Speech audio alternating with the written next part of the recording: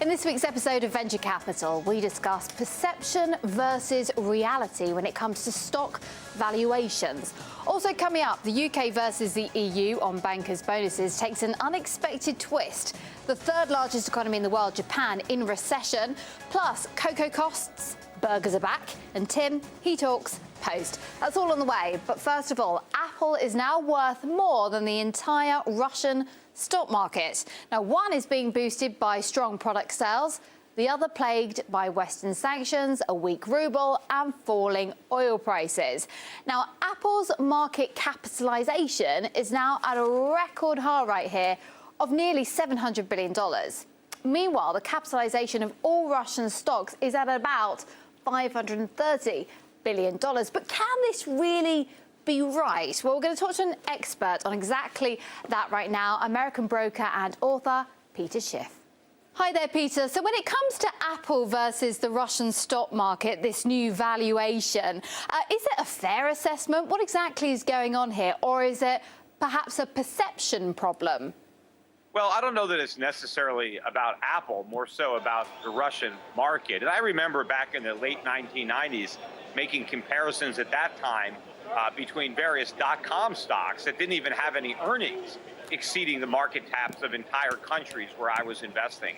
So I do think that in general, you have an excess overvaluation in the United States. And I think the Russian stocks, obviously on a relative basis, and not just the stocks in Russia, but in other countries, particularly in some of the emerging markets, are very, very cheap by comparison. And so you really have, a tale of two extremes. You have the mania of bubbles in some economies, and then you have the mirror image in others. If you've got the choice of buying Apple or the whole of the Russian stock market, what would you do? Well, I think I can own the entire market cap of Russia versus just Apple, then obviously I think I would take Russia over one company.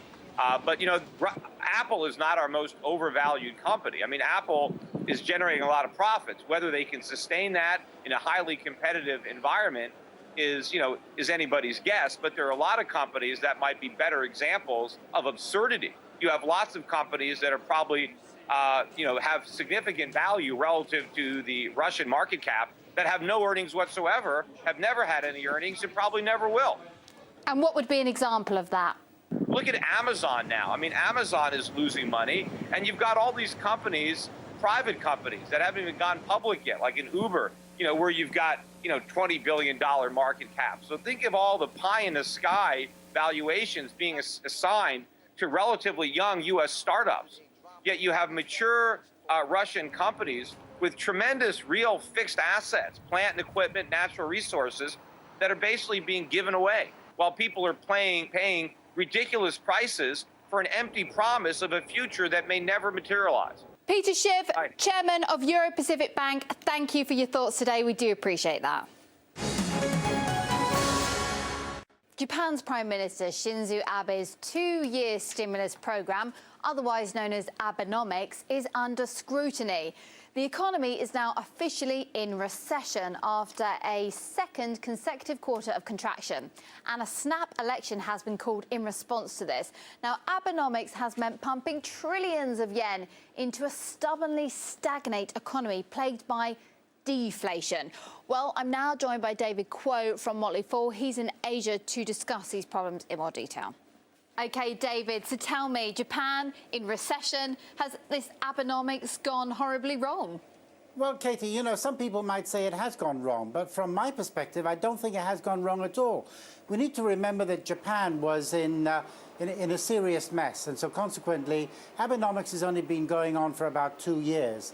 If you have a look at what's been happening in America, it took 7 years for Americans, for America's quantitative easing to show any kind of result. And only recently has America said it can stop printing money. So I think Japan's only been at this for 2 years. And some people perhaps, are a little rushed. They want something to happen immediately. And I don't think these things do happen immediately, which is probably one of the reasons why Prime Minister Abe is calling an election now. He is saying that I need more time to do this, so give me a mandate, and we need another 4 years to do this. What does this problem in Japan at the moment, the fact that they are in recession, what does it tell us about the wider global economy and the weakness of it, or the threat the Japanese economy poses to the external global economy? Okay, right. That is a brilliant question, because what we've seen so far is that America has been prepared to print money, pump money into its economy to get it growing. Europe has not. I mean, Europe has actually been quite reluctant to do that for various political reasons. Now, Japan is taking up the mantle, and Japan is saying, if we look at what's been happening in America, it seems to be working, so therefore we need to do it also. We mustn't forget China. China has also been doing its own kind of quantitative easing, but China is a closed economy, so we don't really know what's going on inside China, but we know that some kind of easing is going on with regards to the restrictions that banks have to lending money. So China is doing something. So we have China, we have Japan, and we also have America doing it. And of course, the Eurozone is the second biggest economic zone in the world. So therefore, the Eurozone needs to do something also if we are going to be getting some of this economic growth being spurred by all the regions, not just one. I mean, people have been relying too much on America doing all the heavy lifting. Other people have to do some of it also themselves. Mm-hmm. And one thing I want to ask is, these manufacturing countries, so we've got Japan, we've got China, even Germany now. You're talking about improving exports, but who are they going to export to now? Who's going to buy all of these products? Right, that's the $64,000 question. The first one is, who is going to be able to export the most? And the country that and the country that's going to be able to export the most is the one with the cheapest currency. So what we're actually seeing now is this race to the bottom to see who can get their domestic currency to the bottom fastest. And of course, Japan seems to be winning the race right now, because the Japanese yen is low against the US dollar and is also low against other currencies. So other central banks are going to have to do exactly the same thing. Now, the other thing is, if consumers feel confident, they are going to start buying stuff. And at the moment, I think the growth engine is really China and also America. These are the two growth engines right now. And of course, their consumers are going to be doing a lot of buying, or at least I hope they're going to be doing a lot of buying, particularly from Japan and maybe even from the Eurozone. So everybody's got to work together. Everybody's got to pull at the same time. And if they do, then we'll get out of this mess. But if anybody's just going to sit on their hands and do nothing, then of course, some countries are going to have to do a lot more than others in order to try and spur economic growth. 2 or 3% economic growth is not going to be enough. We're going to need a lot more than that. OK, David Kuo, thank you so much. We really appreciate your thoughts. The UK's attempt to reject the EU bankers' bonus cap has been dropped because Chancellor George Osborne said it was now unlikely to succeed. Now, the cap is designed to put an end to the reckless behaviour that caused the financial crash of 2008.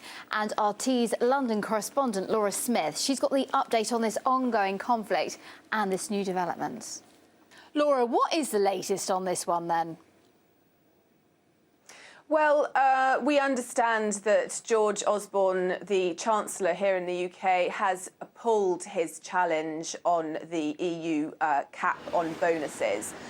Essentially, we got this ruling from somebody in the European Court of Justice. It wasn't the final ruling, but it was a strong indication that the challenge would be rejected. And so George Osborne has said that in order to save taxpayers' money, he's not going to go forward with the challenge. So where does that leave them now? Well, Osborne says that he's going to try and ensure a system of remuneration that, quote, encourages responsibility rather than undermining it. And we have heard that what some banks are doing is, in fact, raising bankers' salaries, sometimes retrospectively, in order to be able to pay them more money and therefore give them more bonuses. So 100% of their salary, or 200% with shareholder approval, is what the cap is. The sort of arguments for the cap in the EU's minds is to stop bankers from taking excessive risks, which of course is seen as a big cause of the financial crisis. Osborne argues, and Cameron argues, that that's going to drive top bankers away from the city and ultimately possibly drive financial services firms out of the EU and to other locations like Asia, because it stops London from being competitive. Laura, thank you so much indeed for the update. We're going to be following this one right through, and all of the tensions between the UK and the EU, which seem to be ongoing. news time then. Sberbank will be the first Russian bank to start issuing credit guarantees denominated in Chinese yuan. Now, these kind of IOU credit notes will be used by Russia's largest lender to make payments for import contracts in yuan an easier process. Babevsky is planning to cut production due to the high cost of nuts, sugar and cocoa beans. The Russian chocolate giant imports 40% of its basic ingredient, and both cocoa and hazelnuts alone, well, they've jumped over a quarter each due to the Ebola crisis, the Russian food ban, a poor harvest in Turkey this year, and a weaker ruble. Moving on, burger lovers. Well, the 3 months is up. McDonald's is back open in Russia. It was shut down after the Russian health officials cited administrative violations, alluding to poor hygiene in the outlets.